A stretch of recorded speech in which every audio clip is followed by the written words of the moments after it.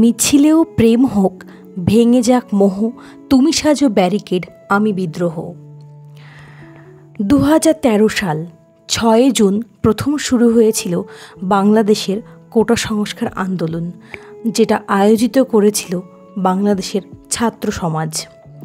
তারপর 2018 সালে 17 ফেব্রুয়ারি আবার পুনরায় শুরু হয় কোটা সংস্কার আন্দোলন। সেটা 18 জুলাই অবধি চলেছিল।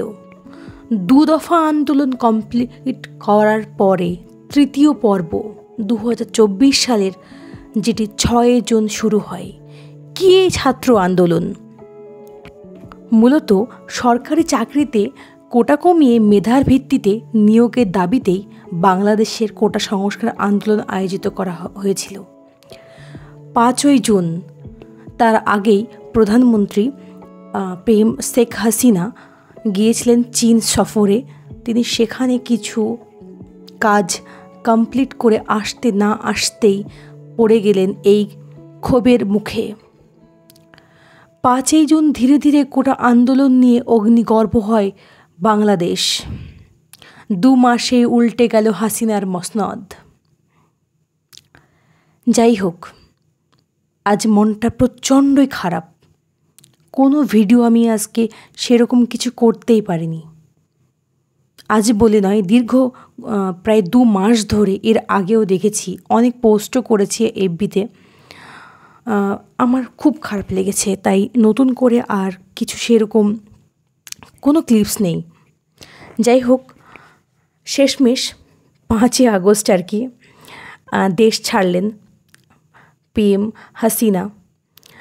দৃশ্য অনেকের, যে দৃশ্যটা হলো আর কি, অনেকেই শ্রীলঙ্কার কথা কিন্তু মনে করিয়ে দিচ্ছে, যে দেশে রাষ্ট্রপ্রধানকেও কিছু মাস আগে দেশ ছাড়তে হয়েছিল এমন এক গণ আন্দোলনের জোরে। সেবারও কিন্তু রাষ্ট্রপতি ভবনে শ্রীলঙ্কার সাধারণ মানুষ ঢুকে পড়ে। আজ যেমন বাংলাদেশের গণভবনে মানুষ ঢুকে পড়েছে, সাধারণ মানুষ। ভারতের 2 প্রতিবেশী দেশের এই একই পরিস্থিতির মধ্যে ছিল সামান্য কিছু মাসের সময়ের ব্যবধান। কি এই পরিস্থিতি, কি এই ভয়াবহতা, এত জঘন্য! এটা আমাদেরকে মানতেই হবে যে গোটা বিশ্ব দেখল ছাত্রদের কত জোর, ছাত্রদের কি আন্দোলন। অফিসিয়ালি যেখানে 200 কি 100 মানুষের মৃত্যুর, নিহতর কথা জানাচ্ছে, সেখানে আনঅফিসিয়ালি যদি আমরা দেখি, হয়তো তার কোনো কাউন্ট করা যাবে না কত মানুষ, 1000, 1100, কত ছাত্র, কত মায়ের বুক হয়েছে খালি। তার জবাব কে দেবে? স্বৈরাচারী শাসন একঘেয়ে কখনো থাকে না, শেষ হয়। সরকার যে সরকারই আসুক না কেন, সে বরাবর তারা ভুলে যায় দেশটা কারোর বাপের নয়, দেশটা হচ্ছে সাধারণ জনগণের। সাধারণ জনগণ নির্বাচনের মাধ্যমে একজন প্রার্থীকে সেই জায়গায় পৌঁছায়।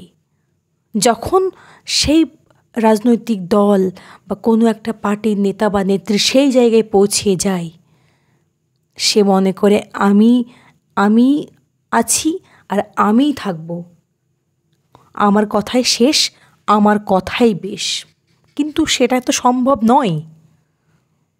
যারা তোমাকে রাজার সিংহাসনে বসাতে সাহায্য করেছে, তারা তোমার গদিটা টানতে টানতে ছিঁড়ে এনে রাস্তায় তোমাকে দাঁড় করাতেও পারে।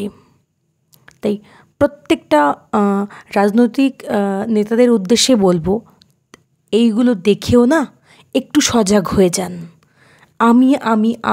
আমিকে ছাড়ুন, আমরাই আসুন। যতক্ষণ আমরা আছি ততক্ষণ দেশ আছে। আমিতে দেশ চলে না, আমিতে আমিত্বগিরি থাকে। তবে একটাই কি, যে এই আন্দোলনের মাধ্যমে আজ যে বাংলাদেশের মানুষ মনে করছে তারা একটা স্বাধীন দেশ পেল না, এমনটা ভাবার কিছু নেই। অনেকের উপরে, বিশেষ করে যারা মাইনরিটি, তাদের উপরে অনেক কিছু অত্যাচার হচ্ছে, বা দেশের যে জঘন্য পরিস্থিতি, এগুলো কে অতি অবশ্যই এগুলোকে ঠিক করা উচিত। কেননা একটা দেশে সবার অধিকার আছে, কি হিন্দু কি মুসলিম, প্রত্যেকটা মানুষের অধিকার আছে। দুঃখ শুধু একটাই, যে লোকটা 1971 সালে যে হারে প্রাণপণ লড়াই করলো, আজকে তার মূর্তিটাও ছাড়লো না। কী দেশ!